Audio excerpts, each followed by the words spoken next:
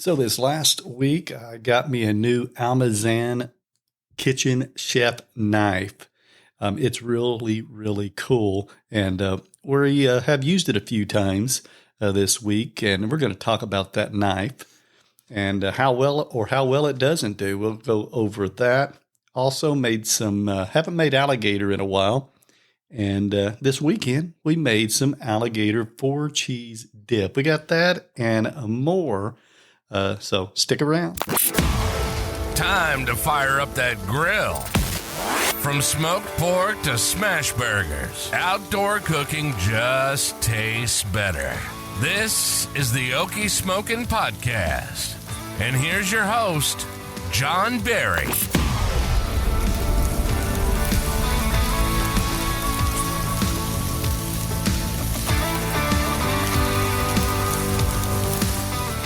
Yes, welcome back into the Okie Smokin podcast.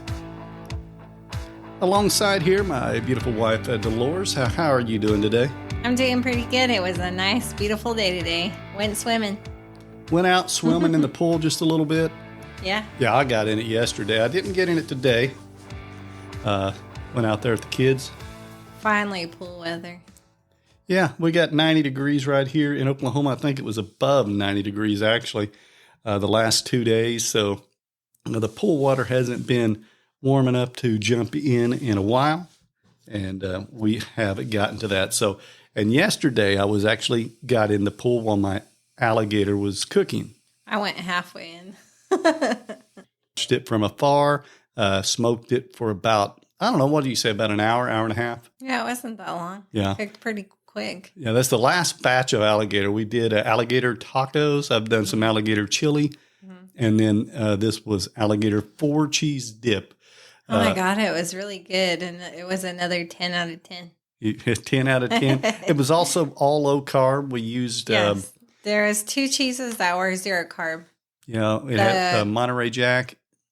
The Pepper Colby Jack. Jack, I thought it was. The Kobe Jack. We had Kobe Jack, Monterey Jack, Pepper Jack, and cream cheese. Threw all those in there with some onions, some Rotel, cut up a jalapeno. Was it Rotel? I thought it was like it was diced tomatoes with green chilies, almost like Rotel. It was not Rotel. So yeah, we did that. And it turned out really good. We'll have that video out this next Thursday. I haven't edited it yet. I got my homework due. I'll get that done tomorrow so that I had it with pork skins, and it was really good. Yes, and so if you do like dip, and you can get a way around, or if you like pork skins, that's a great way to keto. Yeah. And I've actually got to where I like it. There's a restaurant we go to, and sometimes we'll get queso and dip, and they'll let you substitute it with their own pork skins. And their pork skins come out hot. They come out hot and fresh. So yeah, pork skins is basically just like a chip. Mm-hmm. It's just a.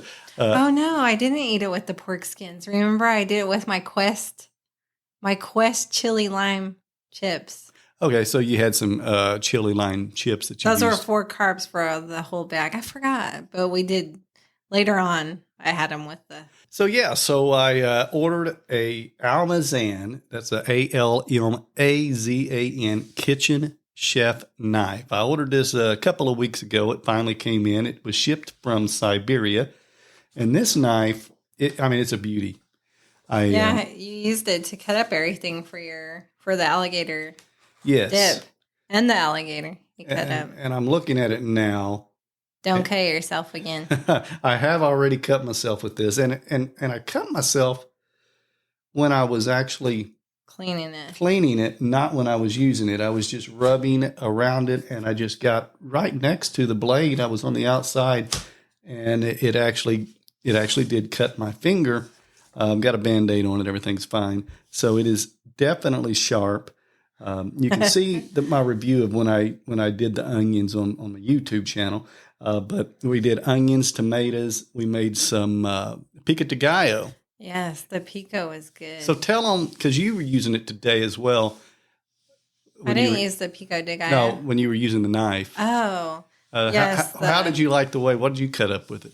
I cut up the cucumbers and the tomatoes. Now, how do you think it compares to? We have some Cutco knives. So the Cutco knife is a lot different. This one like goes smooth, you know? Right. Like you don't have to. The Cutco, you have to kind of like saw. You don't have to put as much pressure. Yeah, it just goes. And when you're like doing the tomato, tomato, it just like went through like butter. Right, it's and weird. you're not losing any. It's not squishing it or making juices come out. No. Right. I was impressed with it because with Cutco, you have to kind of saw a little bit. Right. Yeah, it just glides. Right. What's crazy is I cut my finger on the Cutco knife not too long ago, and it was just putting it in the what is the thing the board called? Yeah, the what the knives go in. Is what I'll say. I just was placing it in there. The block, the knife block. And when I went up, I hit another knife. And it cut my skin, and I felt it like. But you with this knife, you guys didn't feel your cuts. Even Jay cut himself also on it. Yeah, it's a real smooth cleaning cut, it, and it's just a fast cut. So yeah, you definitely got to be careful. We're not supposed to cut ourselves with the knife, but it'll happen. Just got to be careful with it. I did notice because when I was cutting the alligator, I did use before.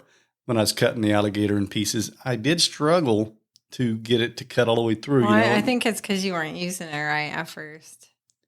I'm talking about the last time I was cutting alligator. When I was using with the Cutco knives. Where this one you just kind of glide right through it. You kind of were having a hard time in the beginning, and then in the beginning, you got to kind of get used to the way the knife works. And then I kind of learned how to just you just slide it right through there, and then those alligators just started pieces just started coming into alligator pieces. When he was cutting the cheese blocks, for the dip, it was just so easy. And you can make real thin, like on those tomatoes, you can get you a real thin slice. I remember the cucumbers on the pico. Mm-hmm. You didn't try it because we were dipping the cucumbers in the You just pico. had some steak. You didn't try it on your cooked steak, did you? No, I should have. Yeah, we haven't yet tried it on any done meat yet. Yeah. We've tried it on everything. Yeah, well, not everything. I should have because I was struggling with my Cutco knife. So I'm going to use it to try, how you get some chicken wings and just kind of break them apart. Of course, you get right there in the joint. Yeah. And try to cut them up, cut the drumlets up. I bet that knife will do real well there. I'm looking at the... you know what would be good with that knife? Is our pork, is it the sirloin pork, the long? Is that what it's called? The pork loin? Yeah. Yeah. Or it's like long. I bet you that would... Oh, right. When we cut it, I guarantee you that would be like sandwich slices. Yes. So like whenever you have a tenderloin, something where you cook a full piece of meat, that's what we'll have to do. And then just slice out your steaks or your pieces of meat, or you could do real thin, probably almost like lunch meat, I bet. Yeah, that would be good. Yeah. You and ham. Ham, that will be good. There's going to be a lot of uses we'll test it with. And it did come with a little information packet. And in here, it does state, to prevent rusting and staining, it is best to first force a patina onto the new blade by rubbing and polishing it with almost anything that has acid in it, like vinegar, potatoes, or instant coffee. I've heard apple cider is another option. Anything acidic. So I've already done that. Yeah, you did it with the vinegar, and it changed colors of the knife. It was pretty cool. I did about 4 coats on it. And I just kept putting the vinegar on it, massaging it or rubbing it on the knife, and then trying to keep it on it. You could just, if you had enough vinegar, just drop the blade in it and let it set completely in the vinegar for, say, 20 minutes or whatever you want to do, and then take it out and rinse it off. But you don't want to get the handle. You just want it to stop right at the handle. So I did do that, and I think that's going to help to protect it. And then, of course, after each use, we'll just wash it off, make sure it's dry, and put it up. I found a way to dry it, by the way. Without cutting yourself? Yes. So you take the paper towel, right? And then you put it underneath, and then you just set it down on the counter and kind of just moving the whole knife? Just pat it. Oh, just patted it? Just pat it and then turn around to pat the other side. Okay. Very safe. Very safe way. I sat there. Your guys' way. I'm sitting there rubbing it, and then like part of the towel gets cut, and I'm like, that's whoa. exactly what happened to Jay. He was cleaning it, and he got cut as well. And it'll just cut your finger off. And I mean, not off, but it will cut. Jay cut his skin off, the tip of his finger. You got like a slice inside. Yeah, it did. That was a bleeder. It was, and it's still bleeding. It bled today, for several hours. It's still bleeding now, but I've changed the Band-Aid. It stopped as long as I don't mess with it. Give it another day or so. Yesterday we had kind of bad Band-Aids, and then we bought some new ones, so it should be good. Yeah. So that's my experience with that. If you were ever wondering about and this is a high carbon steel knife, and I did get the one from Almazan Kitchen. Some people are concerned. Make sure you get the ones that are not bootlegged or fake. This is a genuine one that I got. Also got a sheath that goes along with it. Yeah, how come you haven't put it in there? I just haven't yet, and I probably should, but I think you should just keep it out until you actually go somewhere, and then you could bring it with it. Yeah, see, and that's kind of what I was thinking too, because just keep it in the. I don't know where I read this. Maybe it's on their website. Golly, will it cut that? But, put it in there. But I read that for long-term storage, you really shouldn't put it in this. Yeah. Because I think it will do something such as. I feel like it's when you go out. Like if you want to take it somewhere. Couldn't get that button on there, but yeah. If you're going to go like somewhere. Camping would be good. If you're going fishing, you can clean the fish right out at the lake. We better bring a first aid kit with us when we go camping. Yeah, so it's a real nice brown sheath. So, but yeah, I don't think you're supposed to store in it long term. That's more for when you're on the go type thing. So, because don't forget to put that back in there. Oh yeah, got a nice little case here. I've been keeping it on top of the refrigerator, so no one else uses that knife. Like that's my knife. Well, I don't want our kids to use it after you getting cut in the case. Yeah, if you want to see the knife in action, I'll be doing more videos. The alligator video, I use the knife. There'll be some footage of it in that, and going forward, I'll be using it more regularly. So really enjoy that. Been wanting that for some time. Finally pulled the trigger. I got it for $89.95. The sheath was $29.95. Now the site claims everything was like discounted, half off. I don't know how accurate all that is. So if you go, it could be more than $100. It could still be about the same price, or heck, maybe you get a better deal. But I think it was worth it. Man, I wish you would have had that on your fishing trip. That would have been good. That would have been cool to have on my fishing trip for sure. That's what that sheath would have came in handy for. And it's got a way you put it on your belt. Like that would have been neat. And just take it with you. Next year, you take it with you. Yeah, just like the pico de gallo that I made came out really good with this, because you could just cut all the vegetables in small little pieces. And we used some, what did I put in that pico de gallo? I put an onion. I put a tomato. We used limes, 2 limes. And that thing just sliced them limes just like nothing. And cilantro. I know, I never do say it right. Did you use jalapenos too? And I used some jalapenos. Yes. And you don't have to, but if you don't want to spicy, don't use the jalapenos. But I did add some jalapenos to it. I think it tastes good with the jalapenos. Yeah. For some reason, I was thinking I put bell pepper in it, but I didn't. I just cut up some bell peppers. But at the end, because we were all eating it, and then we were cutting up the cucumbers. And we did cut some bell peppers. And I think I added those in it after everybody was done. And it tasted really good with all that. Oh, yeah. Well, it tasted fine. Tasted better than the onions that I didn't take because we chopped the skin off. Oh, I know. It's all right. Yeah, you can't really tell it because I didn't put much of that in the video, but that's just the behind-the-scenes stuff you get on the podcast, my mess-ups. I got so excited about the knife. I had the onion, and I didn't take the outer part of it off, and I cut it, and I'm like, whoa, and I'm just sitting there, and I just start cutting, and I didn't even realize it the whole time I cut it up. We noticed. No one told me. Stop. Well, I told Jay to tell you, but he said that didn't want to ruin your the video. Oh, it'd have been fine. But yeah, so we left the skin on the onion.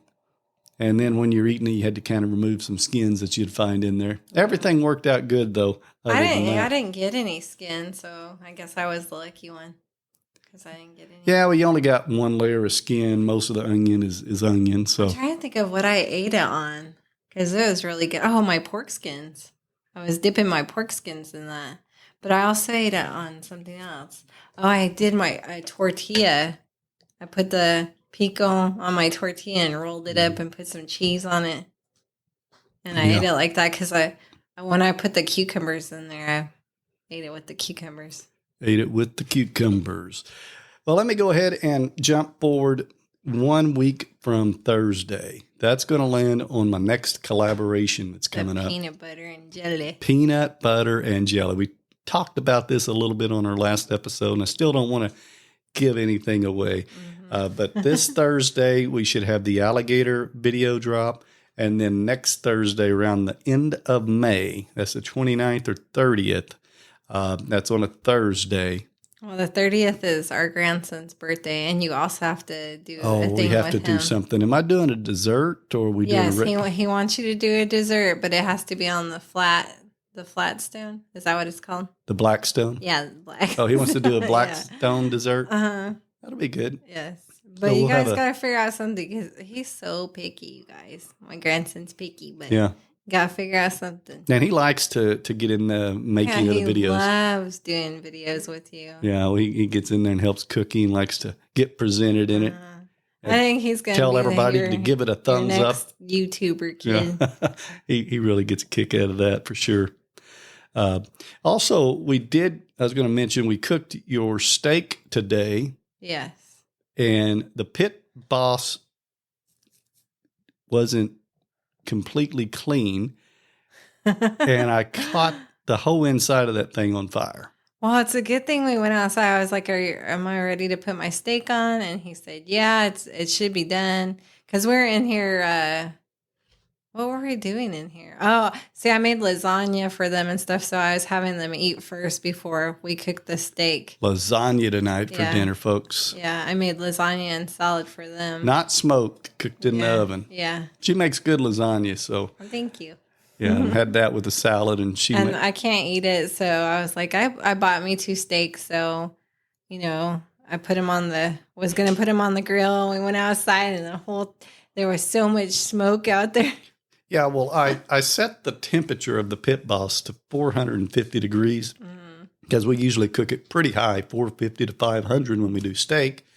And I've just kind of stuck with 450.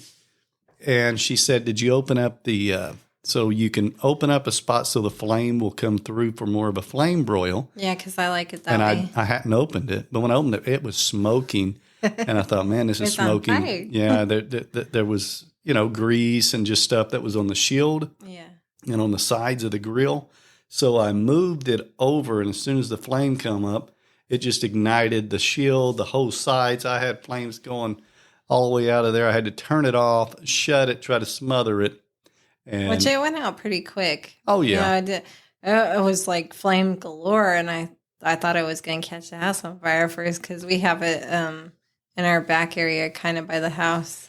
Yeah, I wasn't going to let that happen. We had a water hose too if we needed to, but it didn't go to that extreme. But it got cleaned, and I finally. Yeah, I just haven't, and that's something you got to remember. And I do a lot of slow smokes on it, so it's 180, 200 degrees. I have the shield closed on all my smokes. Well, that and the kids use it too, so. But every now and then you need to make sure you remove your grates. And it wasn't the grates that were dirty. The grates were fine. It was under the grate. You got the shield that lays over. There were all the grease lands. Yeah, and there was just some grease. And then under the shield on the outer part of it and the whole thing.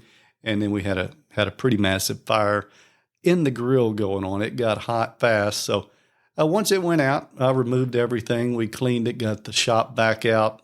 After it cooled off, kind of actually added some water in there and then just used the shop vac to suck that out real fast, turn it on to dry that.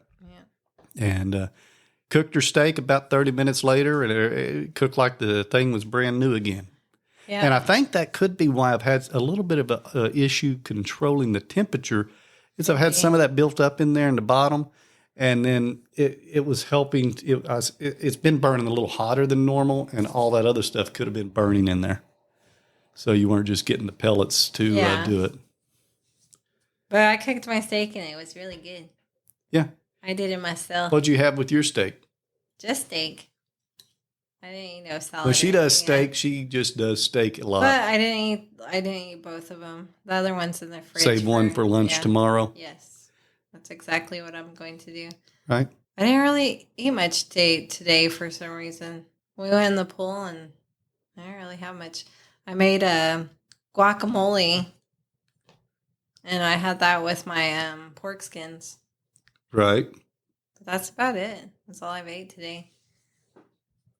So going back to the knife, I was just looking here from the community and seeing some of the comments that they have posted about the knife. And there's I guess, kind of a funny comment here, a little stab at me. It says, "Wow, you can tell you have no idea how to use the knife."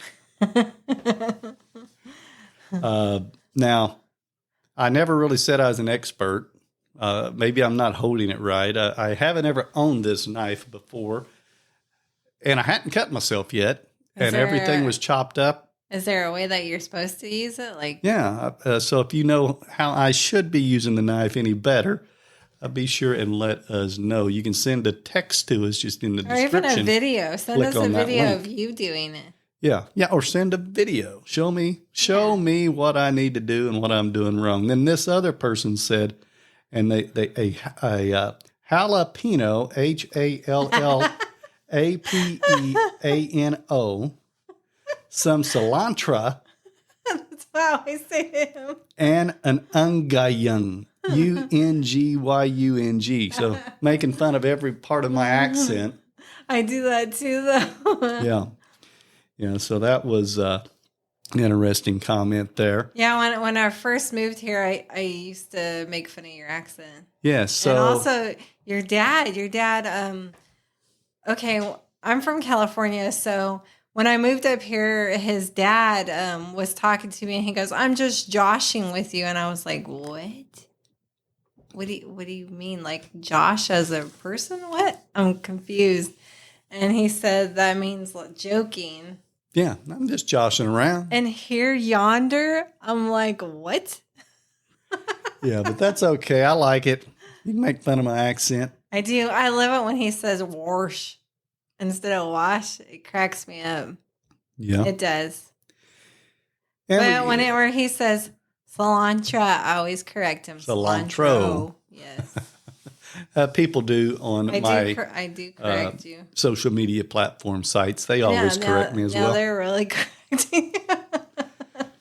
Also had a comment, says, "I had a beautiful French carbon steel knife. Unfortunately, no matter how hard I tried, I could not prevent it from rusting. Great knife, though." And yeah, I think that's, they said it's a great knife. That's where I'm hoping the patina will help and try to really take care of it. If you start to see any developing rust, probably re-add vinegar. Make sure anything removes from it. This knife will be a lot, I don't know about a lot. It is not as easy to take care of course, as a stainless steel knife because, it does require a little more care. You got to make sure it stays dry and all those types of things. And what else do we got here? This guy says, "What matters is, can you keep the knife this sharp?" It's talking about how this is the first time we've used it, and we're sitting there. I'm sure you can. I mean, we have a knife sharpener and stuff, Yeah. So, and can you use that, like the Cutco one? No, the knife sharpener. No, you would need a. Do you need stones, like the stone? Yeah, you would need stones. What's it called? There's a. You get some stones and some grit. I can't think of what it's called, but there is something you can get. They actually do, because he went on to ask, do they offer a sharpening tool for it? And they actually do sell a sharpening stone kit that you could get from Almazan. And how much is that? Yeah, I don't remember. I think it's about $50. Maybe you can get that for Father's Day. Yeah, well, I don't need to sharpen it right now. Oh, well, next year. Maybe in a year's time, hopefully. And then there's some comments I won't read of people replying to him. And then this other one here is go make food pork with that thing in your hand. Now, what are they talking about there? I don't know. Make food pork. In your hand? Yeah. Go make food pork with that thing in your hand. Huh. Let me see if we got anything else. Is he telling you to kill a pig? That's kind of, it sounds like it. Yeah. I'm just looking here. You know what I mean? Mm-hmm. Another interesting comment. Now, this is from my slaw smash burger, and this is from Hayden B. Grillin'. Oh, my God. I wish I could have tasted that. He said, funny how our taste buds change over the years. Isn't that true? I mean, your taste buds, how it does. You look at things that you wouldn't have tried in days past, and now you look forward to. Mm-hmm. And then he goes on to say, if I'd come across this about a year ago, I'd have kept scrolling on by, basically meaning he wouldn't have clicked on my video. He said, LOL. But I'm all about some slaw these days. Great looking burger. Hey, babe, I got to go pick up our kid, so I don't get to finish the podcast with you, so you have to do it solo now. Well, you know what that means. Everybody's going to quit listening right now. No. All right, guys. Well, I'll see you next week. Bye. Well, if you want to go ahead and join in the community, you can at any time. Just comment on any of our YouTube videos, TikTok videos, or on our Facebook page. Don't have much action going there. Got one whole follower on Facebook. But we do have a Facebook page. Don't really do a whole lot on that. Those are all places you can find us. You can send us a text in the description below. There's an easy link to do that. Would like to hear from you. The more text we get, the more comments we get, the more stuff we can talk about on this show. Make fun of me. I don't care. It's all about fun. It's all about cooking outdoors. And, have a blast at doing it. Appreciate everyone for listening. Thank you for listening to the Okie Smokin' Podcast. Episodes drop every Monday. Don't forget to follow this podcast, or you might miss out on some delicious creations. You can also find us on our website, okiesmokin.com, and on YouTube and other social media platforms. Until next time, keep firing up that grill.